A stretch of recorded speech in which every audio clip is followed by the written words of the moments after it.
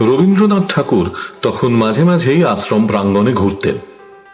হঠাৎ একদিন তাঁর চোখে পড়ে সুজাতা ভাস্কর্যটি। সঙ্গে সঙ্গে ডাক পড়ল শিল্পীর। খানিকটা উদ্বিগ্ন হয়েই শিল্পী পৌঁছলেন গুরুদেবের ঘরে। শান্তিনিকেতন ছাড়তে বলবেন নাকি?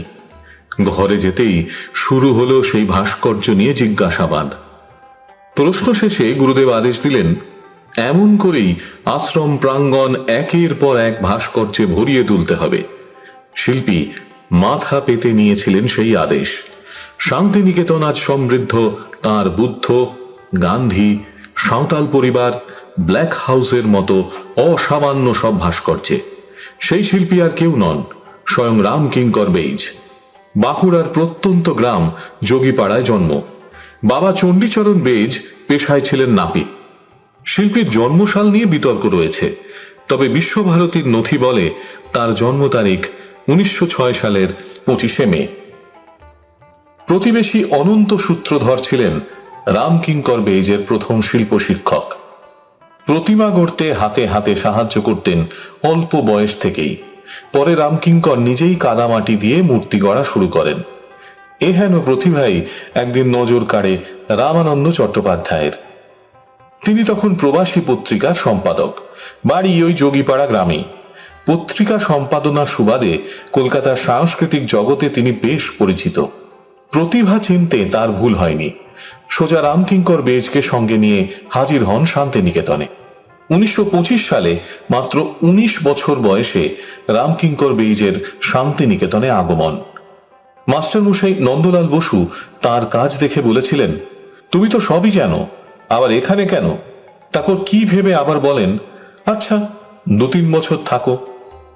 সেই 2-3 বছরের কোর্স শেষ হয় 55 বছর পর, প্রয়াণের কিছুদিন আগে। আজীবন শান্তিনিকেতন আশ্রয় করে থাকলেও শান্তিনিকেতনী প্রথা তাকে বাঁধতে পারেনি। কলা ভবনে তখন অয়েল পেন্টিং হতো না। রামকিঙ্কর বেইজ এসেই নিয়ম ভাঙলেন।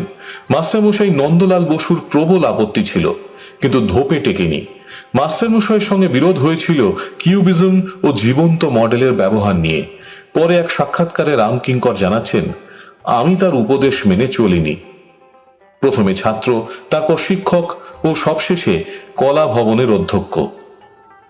ছাত্রছাত্রীদের পরামর্শ দিতেন শিল্পের ব্যাপারে আপোষহীন হতে।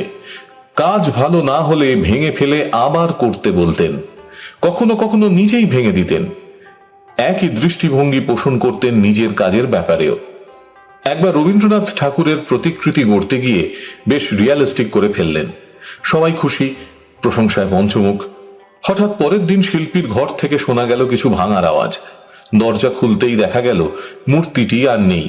এরপর নতুন করে রবীন্দ্রনাথের যে মূর্তি গড়েছিলেন আজ তা দেশে বিদেশে সমাদৃত।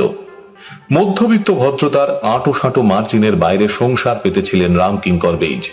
সুরাপান থেকে নারী সঙ্গ, প্রথা ভাঙা থেকে অগোছালো দিন যাপন, কোনো কিছুতেই পিছপা হননি শিল্পের স্বার্থে। তোয়াক্কা করেননি সমাজের। ছাত্রী বিনোদিনীর সঙ্গে তৈরি হয় সম্পর্ক। 40 বছরের শিক্ষকের মডেল হয়ে উঠেছিলেন 21 বছরের ছাত্রী। বহু ছবি ও ভাস্কর্যে ফুটে উঠেছিল মণিপুর রাজকন্যা বিনোদিনীর প্রতিকৃতি। একইভাবে পদ্মশ্রী লেখিকা বিনোদিনীর আসাংবা নঙ্গিয়াবি নাটকে ফুটে উঠেছিলেন রামকিঙ্কর।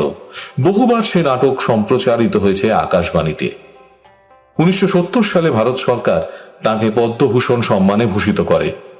1976 আকাদেমির ফেলো নির্বাচিত হন শিল্পী।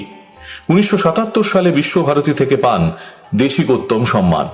1979 সালে রবীন্দ্র ভারতী বিশ্ববিদ্যালয় থেকে সাম্মানিক ডিলিট দেওয়া হয়।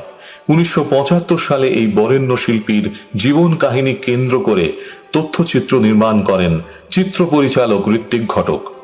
বাঁকুড়ার প্রত্যন্ত গ্রাম থেকে এসে সাধারণ নাপিতের সন্তান হয়েও কেবলমাত্র নিজ প্রতিভায় ভারতীয় শিল্প জগৎকে উজ্জ্বলতর করেছেন রামকিঙ্কর বেইজ।